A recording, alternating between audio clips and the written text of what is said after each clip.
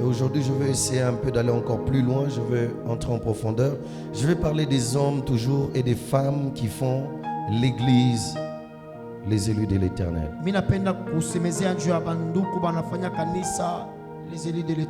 J'ai besoin de voir vos carnets, vos Bibles.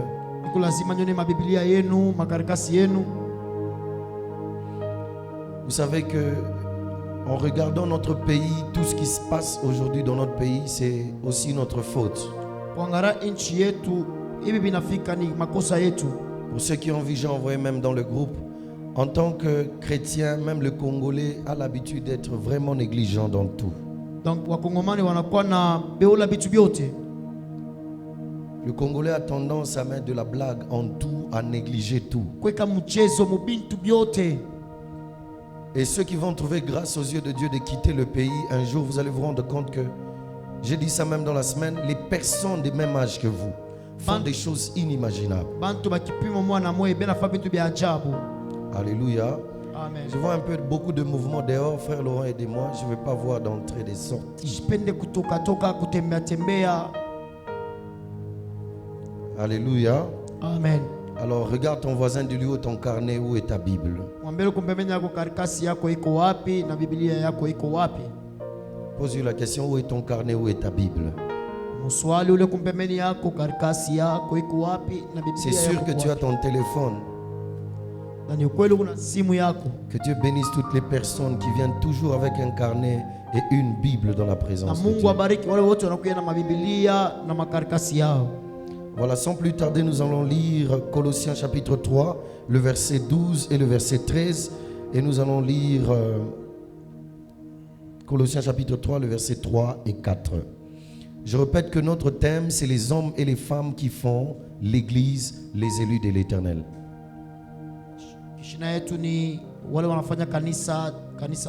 Donc nous sommes là, nous devons comprendre le pourquoi nous sommes à l'église et qui sont les hommes et les femmes qui font une église.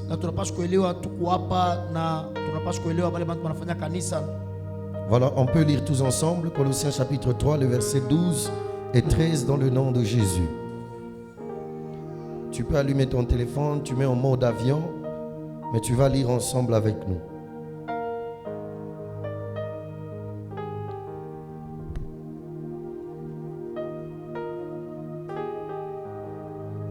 Nous avons trouvé Colossiens chapitre 3, le verset 12 et 13. Nous lisons au nom de Jésus. Amen. Ainsi donc, en tant que choisi par Dieu, dans d'autres versions, ainsi donc, en tant qu'être choisi ou élu par Dieu, nous sommes des saints, des élus, saints et bien-aimés. Revêtez-vous de sentiments, de compassion, de bonté, d'humilité, de douceur, de patience. Supportez-vous les uns les autres. Et si l'un de vous a une raison de se plaindre d'un autre, pardonnez-vous réciproquement. Tout comme Christ vous a pardonné, pardonnez-vous aussi. Parole du Seigneur. Est-ce qu'on peut acclamer la parole du Seigneur? Oh là là, que Dieu bénisse celui qui a bien acclamé. Colossiens 3, le verset 12 et 13, nous lisons dans le nom de Jésus.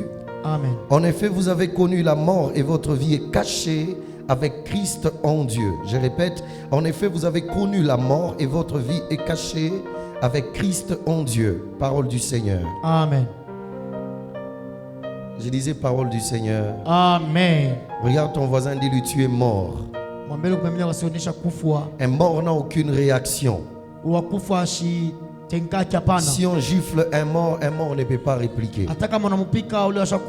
Si on insulte un mort ne peut pas répliquer.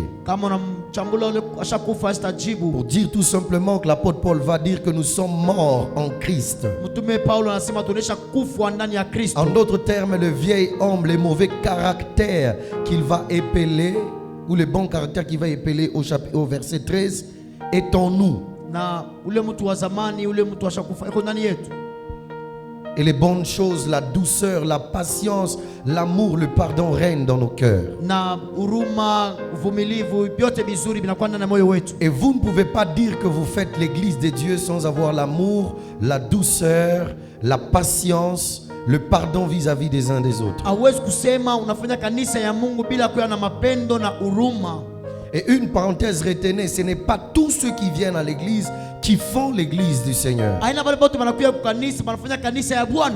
Et tout ce que je venais de dire ici, c'est symptômes qui est la douceur, l'amour, le pardon. L'humilité doit caractériser les enfants de Christ à l'église. Est-ce qu'on peut acclamer le Seigneur?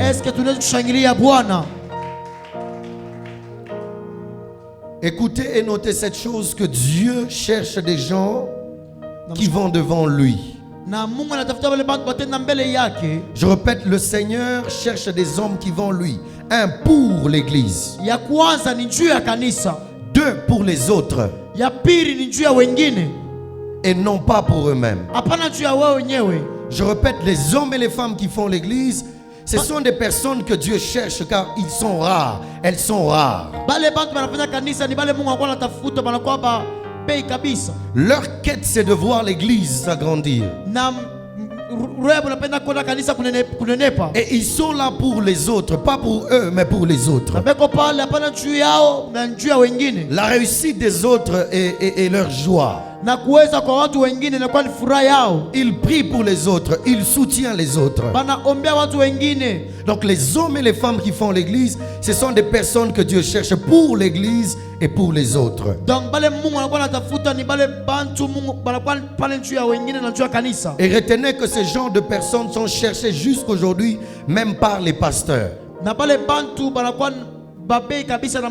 pasteurs, nous, hommes de Dieu, nous cherchons des frères et des sœurs qui seront là pour l'église et qui seront là pour les autres. Aucun pasteur sur la terre ne va désirer avoir un frère, une sœur qui est là pour lui-même, mais qui est là pour l'église. Quelqu'un me donne un bon amen. Quelqu'un me donne un bon amen. Et écrivez cette chose. Si nous voulons avoir des mystères dans la bouche du pasteur, si nous voulons recevoir des bénédictions de la part d'un berger, l'église doit apprendre à prier pour ce pasteur. Éphésiens chapitre 6, le verset 19. L'apôtre Paul va dire aux Éphésiens: priez pour moi afin qu'il me soit permis d'annoncer les mystères de Dieu et de faire connaître ardemment les mystères de Dieu. Les mystères de l'évangile. Donc le grand Paul, malgré sa grandeur, ses écrits pertinents, ses visions, il va dire à l'église: vous devez prier pour moi. Parce que vos prières vont permettre à Dieu de m'utiliser puissamment et que je vous annonce des mystères de l'évangile. Et il va dire dans 2 Thessaloniciens 3, le 1er au 2e verset, que l'église devait prier pour le col pastoral. Prier pour la ceinture du pasteur, afin que cette ceinture soit délivrée du filet de l'oiseleur. Il y a ce que l'homme de Dieu qui a dit le vendredi ici. Il m'a suivi à côté, il m'a dit: j'ai vu le 4 coins en feu, mais j'ai vu au milieu, c'était vide. Et le Seigneur m'a parlé qu'il y a des frères qui ne sont plus à leur poste. Et il va dire: vous devez prier pour ce col, cette ceinture des pasteurs, parce que il y a un frère qui l'ennemi est en train de chercher pour piéger, afin peut-être de mettre enceinte une sœur, et qu'il y a un grand scandale dans l'église.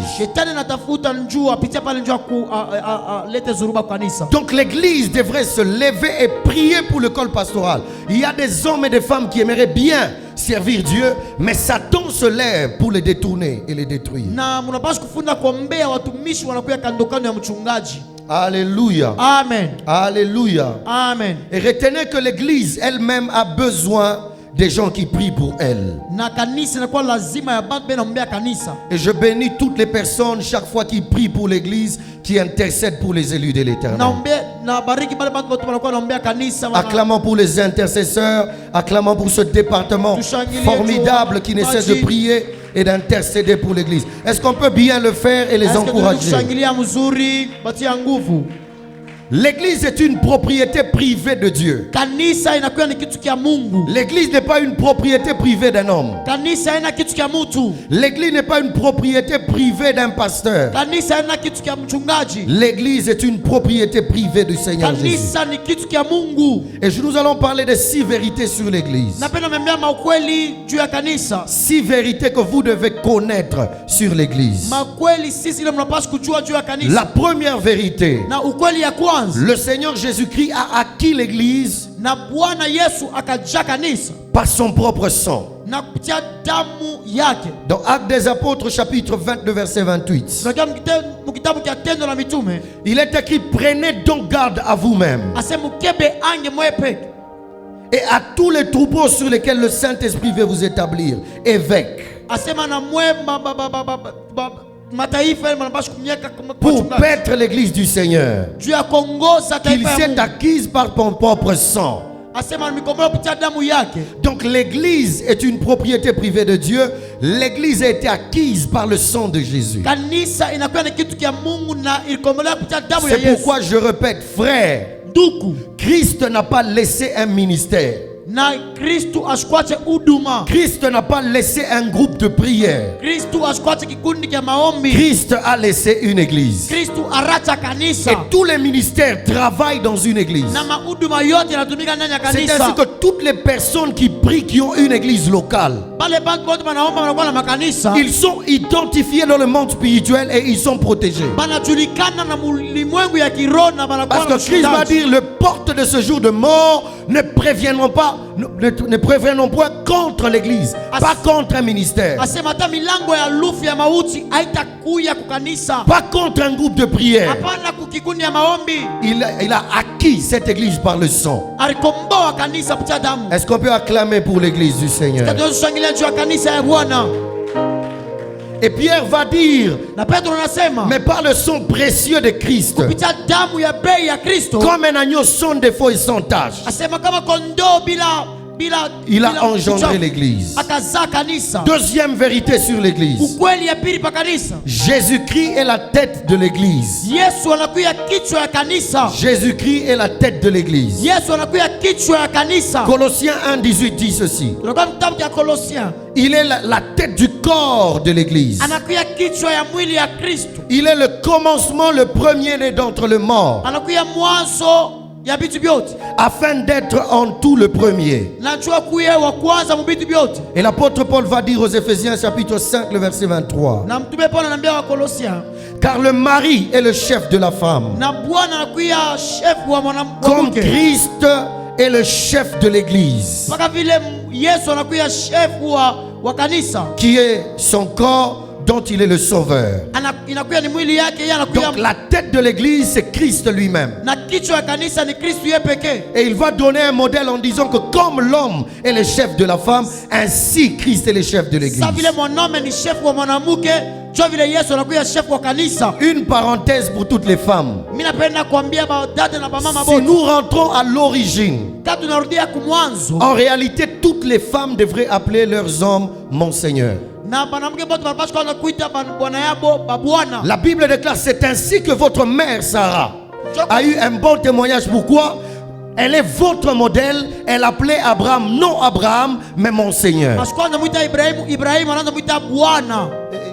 pas entendu un amen. Chers sœurs, commencez à appeler vos maris mon Seigneur. Maman Grâce, appelle-moi mon Seigneur, car je suis ton chef. Est-ce qu'on peut acclamer le Seigneur? Acclame bien le Seigneur.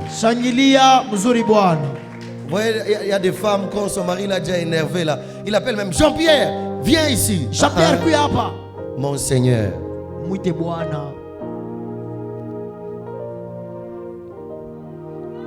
J'ai pas entendu un amen. Mon Seigneur. Chère sœur, si tu viens, un fiancé vient et puis tu l'appelles mon sœur, il va t'épouser rapidement. J'ai pas entendu un amen. Troisième vérité, l'église c'est son bien privé. Il va dire dans Matthieu 16, 18. Et moi je te dis que tu es Pierre. Et sur ce roc je bâtirai mon église. Et les portes de ce jour ne préviendront point contre elle. Mon église. Donc il y a des fois des pasteurs qui disent mon église. En réalité ce n'est pas notre église, c'est l'église du Seigneur. C'est un bien privé du Seigneur Jésus. Quelqu'un me donne un amen. Quatrième vérité, celui qui est le véritable pasteur de l'église. 1 Pierre chapitre 5 le verset 3 à 4. Alléluia. Amen. Non comme dominant sur ceux que vous êtes échus. On partage, mais en étant le modèle du troupeau. Et lorsque le souverain pasteur paraîtra, vous obtiendrez la couronne incorruptible et la gloire. Donc le véritable pasteur de l'église, c'est Jésus.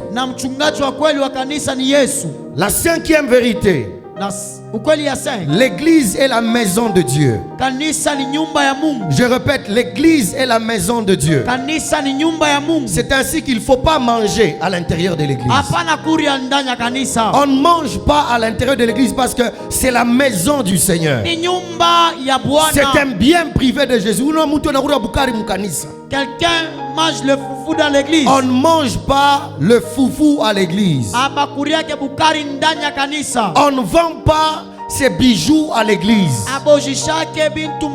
Aujourd'hui, nous avons même des personnes qui ne respectent pas Dieu. Ils viennent avec leur commerce à l'église. Je vends les chaînettes, je vends à l'intérieur. Souvenez-vous des personnes que Christ a fouettées. L'église est la maison de Dieu. Dans Marc chapitre 11, le verset 17. Il leur enseignait et disait: n'est-il pas écrit que ma maison sera appelée une maison de prière? Une maison de prière pour toutes les nations. Mais vous en faites une caverne de voleurs. La sixième vérité, l'église est invincible. Elle ne peut jamais être bloquée par un homme ni par Satan. Je répète, l'église est invincible. Elle ne peut jamais être bloquée ni par un homme ni par Satan. Matthieu 16, 18. Et moi je te dis, Pierre, que les portes de ce jour de mort ne préviendront point contre l'église. C'est ainsi que vous pouvez voir une église traverser des tempêtes, mais cette église ne fermera jamais parce que c'est un bien privé. C'est Christ qui le protège. Vous pouvez voir des personnes combattre l'église, parler du mal contre l'église. Mais vous voyez que l'église ne tombe pas, elle se tient toujours debout. Pas parce que personne ne peut faire tomber l'église. Et je répète à toute personne qui est sorcière, si tu es ici, tu ne vaincras jamais cette église. J'ai dit tu ne vaincras jamais cette église. Que les saints me donnent un amen. Amen. Parce que Dieu me l'a cité les vendredis encore. Dieu me l'a confirmé. Donc, je te connais. Alléluia. Amen. Regarde ton voisin, dis-lui: les sorciers ne vaincront jamais cette église. C'est vrai qu'il y a eu des visions, on a vu des serpents, truc. Je vous dis, il nous a donné le pouvoir de marcher sur les serpents, sur les scorpions, sur la puissance de l'ennemi, et rien ne pourra nuire à cette église. Je n'entends pas un élu dire amen. Je ne sais pas si tu es contre. Qu'un seul me donne un amen bien. Amen. personne ne pourra vaincre cette église. Ni moi un homme, ni moi Satan. Parce que dans le jardin d'Éden, il était dit la postérité de la femme écrasera la tête du serpent. Je bénis Dieu parce qu'il a donné une vision qui était très prophétique. Il va susciter beaucoup de sœurs, des mamans. Parce que la postérité de la femme écrasera la tête du serpent. Chère maman, acclamez d'abord pour vous-même. Hein, là où les papas ne voient pas, vous allez voir. Oh, donne-moi un amen. Amen. Donc l'église est invincible. Elle ne peut pas être vaincue. Même s'il y a des hommes qui s'engagent à la détruire, l'église ne sera jamais détruite. Et retenez une chose, les hommes et les femmes qui s'engagent à défendre l'église dans la prière sont des hommes bénis par le Seigneur. Regarde ton voisin, dis-lui, défends ton église. Défends ton église. J'ai aimé ce que le pasteur Réussite Mandakwa dit. Il a dit, tu sais quoi, il y a une chose, moi oser seulement me toucher. Vous allez voir des frères s'élever. Il est très important dans l'église d'avoir des frères bomba qui sont capables de gifler les gens qui s'élèvent contre l'église. J'ai pas entendu un amen. Frère, on va te défendre, ne t'inquiète pas. Il faut qu'il y ait des personnes comme des pierres à côté de Jésus. Je t'aime Jésus, mais j'ai un couteau. Pierre a sorti le couteau, il a tranché l'oreille, il a retourné le couteau à sa place. Il n'a pas jeté. Que le Seigneur nous donne des frères capables de nous défendre. Que Dieu nous donne des mamans et des soeurs capables de nous défendre. Le mal avec toi, c'est que quand on critique l'église, tu es là et tu es content d'entendre les bêtises. Le mal avec toi, c'est quand on critique les départements, on critique ton pasteur. Tu es content d'entendre ça. Tu ne recevras jamais de couronne. L'église est donnée à des hommes comme des pierres. Parce que Christ sait que ce type ici va défendre l'église. J'ai l'habitude de dire, on ne laisse jamais l'église à quelqu'un qu'on aime. On laisse l'église à quelqu'un qui vous aime.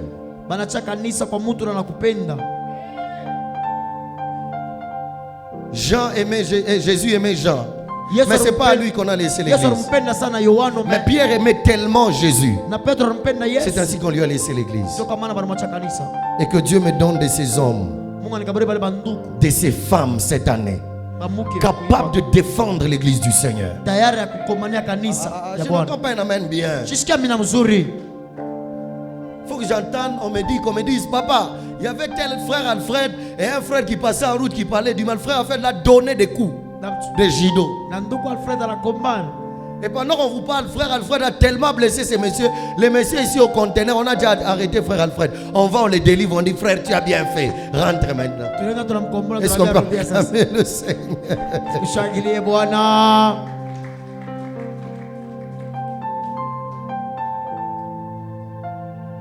Et retenez que chaque fois que tu es en bonne santé, il y a une personne qui prie pour toi. Chaque fois qu'il y a quelque chose qui se passe dans ta vie de bien, sache qu'il y a une personne qui prie pour toi. Lorsque tu fais un mauvais songe, à un moment tu vas expliquer au pasteur, au frère, il prie pour toi. Il y a toujours des hommes qui te défendent. Alors, les hommes et les femmes qui doivent devenir un pilier de l'église ont 5 caractères.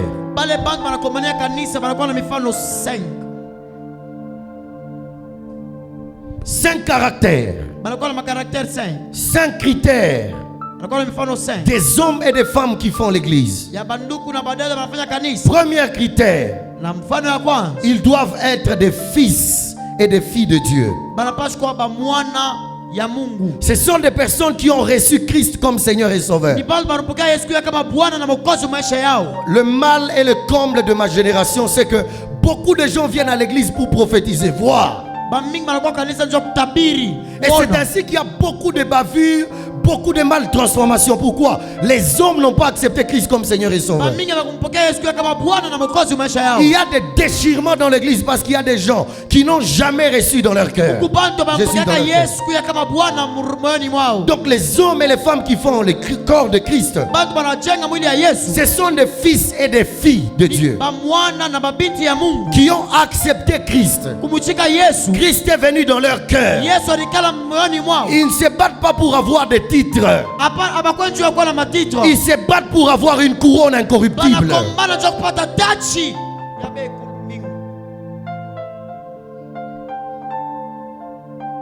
Romains chapitre 8, le verset 16. L'Esprit lui-même rend témoignage à notre esprit que nous sommes enfants de Dieu. Une parenthèse, frère, écoutez-moi bien. Toute personne qui sera sauvée, elle sait qu'elle sera sauvée. Si dans ton cœur il n'y a pas la confirmation de l'esprit que tu seras enlevé, sache que tu ne seras pas enlevé. Parce que l'esprit lui-même témoigne que nous sommes sauvés. Si dans ton cœur, chaque fois que tu marches, tu sens que si Jésus vient là, je ne serai pas enlevé. Tu sens comme si tu n'es pas encore enfant. C'est que tu ne seras pas enlevé.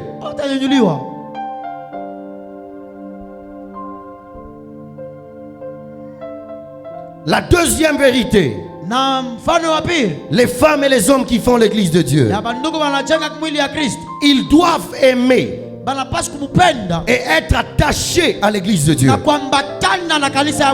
Frères, soyez des hommes et des femmes qui aiment votre église.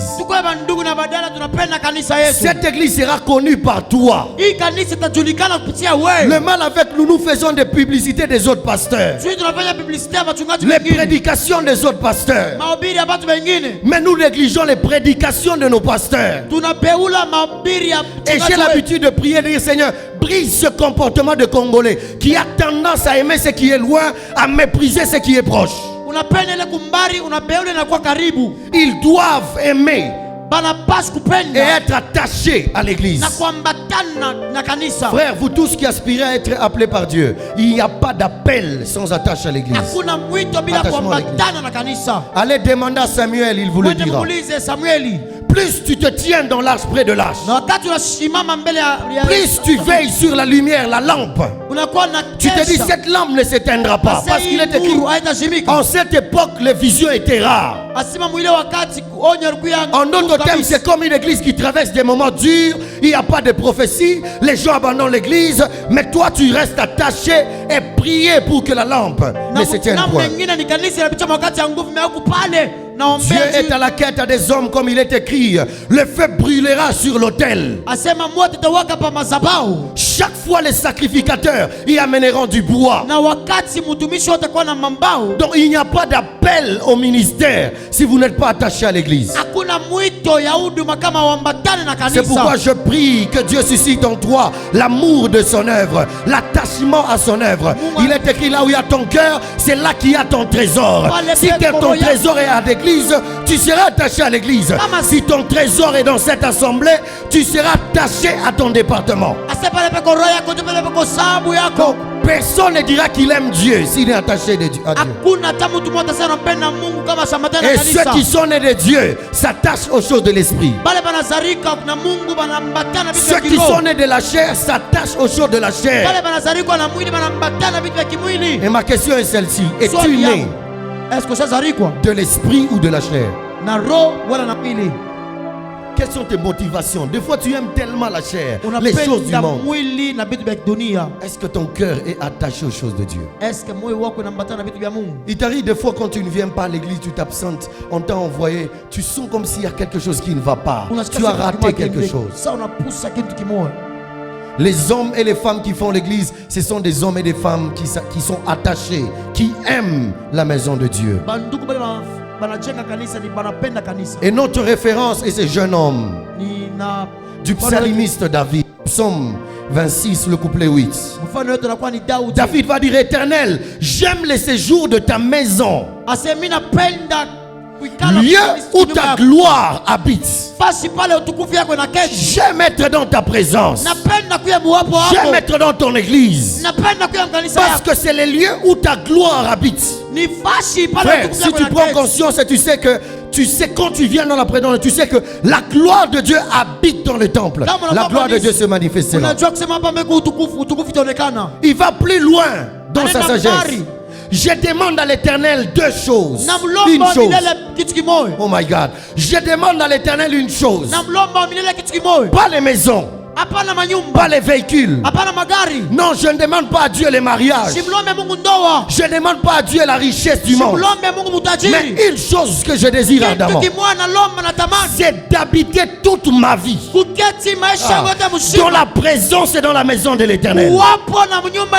Et pour faire quoi? Contempler sa magnificence, la magnificence de l'Éternel, et pour admirer son temple.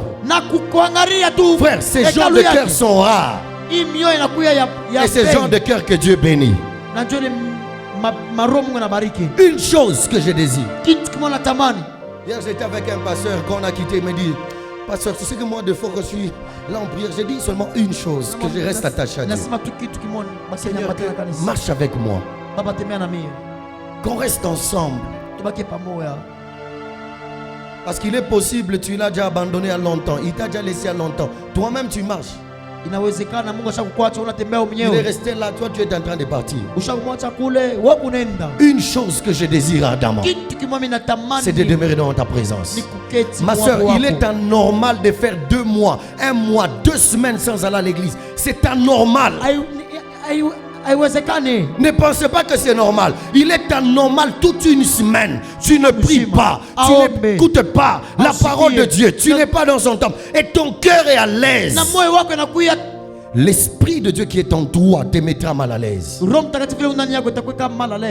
Quelqu'un me donne un amen. Amen. La troisième vérité, c'est prendre la décision de payer les prix dans la prière pour les élus de l'Éternel. Les hommes et les femmes qui font l'église, ce sont les personnes qui prennent la décision de payer les prix pour l'église. Des fois tu te prives d'un pantalon, tu te prives d'un téléphone, tu dis je paye le prix. Au lieu que je paye les mégas, l'église a besoin de carburant. On m'a dit même là, quand je suis arrivé, je n'avais rien. On m'a dit, papa, il n'y a pas de carburant. Donc les sœurs, la sœur a enlevé son argent, les frères Laurent. Donc leur argent, il y a ma bine top. C'est pas d'argent. Payer le prix. Des fois se priver.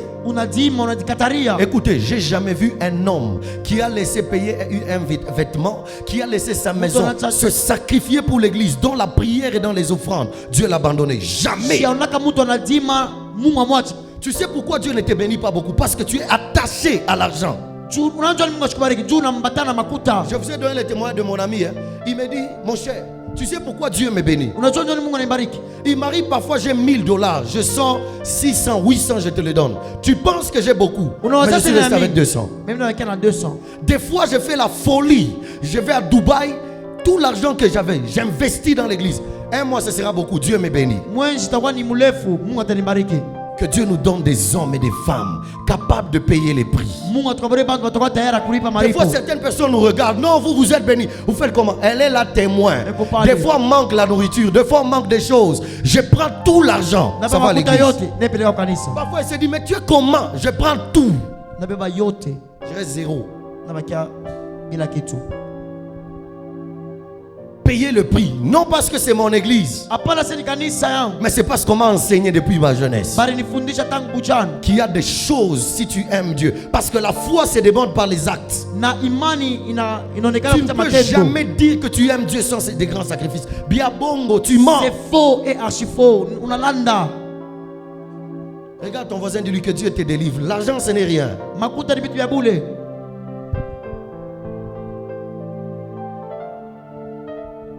On n'a pas ta promotion. Un pasteur qui m'a dit apparemment, on va vous suspecter, il c'est un ruban badao. C'est d'abord quand il frère. Peut-être tu as touché au fétiche. On t'a vu avec les véhicules, tu as changé, tu étais encore. On a dit que non, peut-être l'a touché. C'est des frères. C'est ça le problème avec nous Congolais. On n'aime pas se sacrifier. Regarde Regarde ton voisin, dis-lui paye le prix. Dis-lui encore paye le prix. Pour ceux-là qui étaient le vendredi, vous avez entendu ce que le prophète a dit. 2021 ici, c'est là que Dieu a ouvert ses yeux. Il a décidé de faire 3 ans à l'église. Pourquoi? Parce qu'il a été révolté, on donnait des fausses prophéties. Il a dit moi ça non. 3 ans. Prions pour l'église, intercédant pour l'église. Et Dieu l'a ouvert les yeux. Donc il y a des choses pour recevoir. Vous devez payer les prix. Et il y a certains qui ont commencé à payer mais qui se sont arrêtés. Frère, ne cesse pas. Continue à payer les prix. Un jour, Dieu te récompensera. Ce que tu as fait, fais-le bien dans l'église. Parce que ta bénédiction en dépend. Qu'on ne te force pas d'intercéder. Qu'on ne te force pas de chanter. Qu'on ne te force pas à jouer aux instruments. Que les gens ne soient pas derrière toi. Sinon tu n'auras pas de récompense. Fais-le de tout ton cœur. Le roi qui voit dans les secrets, qui voit le cœur, te rémunérera. J'ai pas entendu un amen. Vous voyez quelqu'un, vous lui posez la question, pourquoi tu n'es pas venu? Non, je sentais seulement un peu de maux de tête, un peu de grippe, je me suis absenté. Frère, nous on a appris une chose dans la vie. J'avais déjà pris une décision. Il arrivait deux fois, mon père spirituel t'appelle, tu es malade, mais je ne dirai à personne. Je ne manifesterai ces choses à personne. Mais dans mon cœur, quand je vais à l'église, je dis Seigneur, pour toi, tu sais ce qui se passe dans mon corps. Mais je vais le faire. Que cette maladie me quitte. Tu es là, tu modères avec zèle. Des fois tu as envie de tomber. Tu as des vertiges à la chair. Mais personne ne le sait.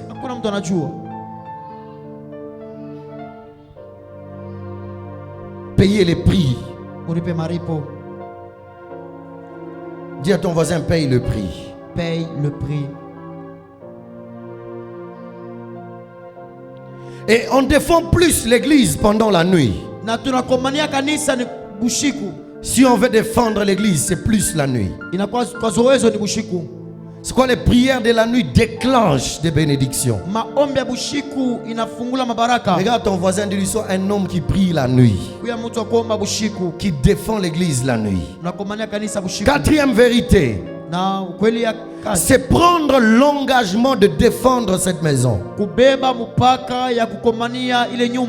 Être celui qui voit ce qui se passe à l'église et prier contre ce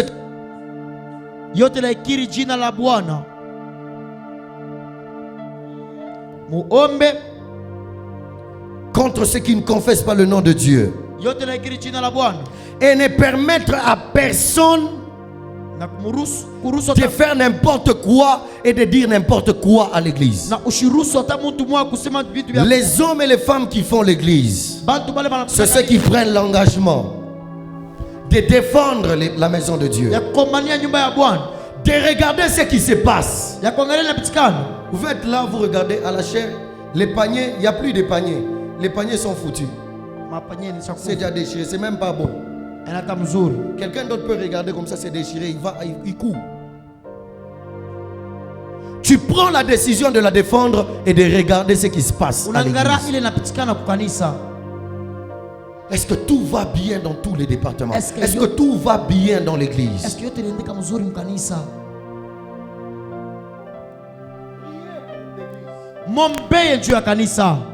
On prie pour l'église. Non seulement prier pour l'église, ne pas permettre à ceux qui ne confessent pas le nom du Seigneur entrent dans l'église. Et défendre l'église, ne pas permettre aux gens de faire n'importe quoi à l'église. Voici notre maladie. Quand un frère, un président reproche une soeur, reproche une maman dans un département, tu as fait ceci, elle se fâche, elle va abandonner l'église. Si on tourne sur quelqu'un, il se fâche. À l'église, on ne permet pas de faire n'importe quoi. À l'église, ce n'est pas un endroit où quelqu'un vient faire ce qu'il veut. Il y a une discipline, il y a des choses, il y a une vision concernant l'église que nous devons suivre. Je prends l'exemple. On est ici, on prie. Un frère quitte, commence à prophétiser les gens. Il sort, il arrive dans le département. Frère, Dieu m'a dit en route. Ça, chez nous, ça ne se passe pas comme ça. Il faut qu'on te permette. Donc à l'église, on ne permettra pas de dire n'importe quoi. Fais ce qu'on veut. Non, parce que Dieu m'a parlé, je dois aller dire à tout le monde. Tu peux dire quelque chose à quelqu'un et tu abîmes sa destinée. Ou un problème arrive, qu'est-ce que tu feras?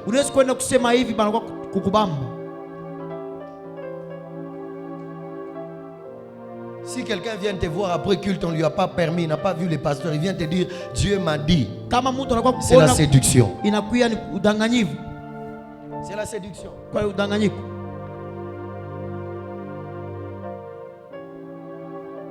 Matthieu 11, 15 à 17. Christ arrive à Jérusalem. Il entre dans le temple, il trouve qu'il y a des gens qui mangent, qui vendent des choses. Il va menacer. Sérieusement. Il va fouetter, chasser tout le monde dans le temple. Vous faites la maison de prière une maison de bandits et de voleurs. Non, non, non, non, non, non. Cher président, surtout cette année, soyez très rigoureux dans vos départements. Il n'y a pas une église qui ira de l'avant sans discipline. Aucune société ne réussira sans discipline. Maman Grâce est là. Des fois, elle se presse 8 heures. Elle doit être au boulot. Elle doit signaler. Elle doit faire. Elle a l'administration. Elle doit tout organiser. Il n'y a pas. Aucune entreprise ne peut évoluer sans discipline. Et nous, chez les élus, nous voulons voir Dieu travailler avec nous. Nous devons être disciplinés dans tout ce que nous faisons. Tu t'absentes, tu ne signales pas, tu t'en fous. Il faut qu'on t'appelle, qu'on te pose la question, tu t'es absenté où? C'est le comble avec cette génération. C'est pourquoi tu n'étais pas venu? J'avais faim. Vous trouvez ça normal?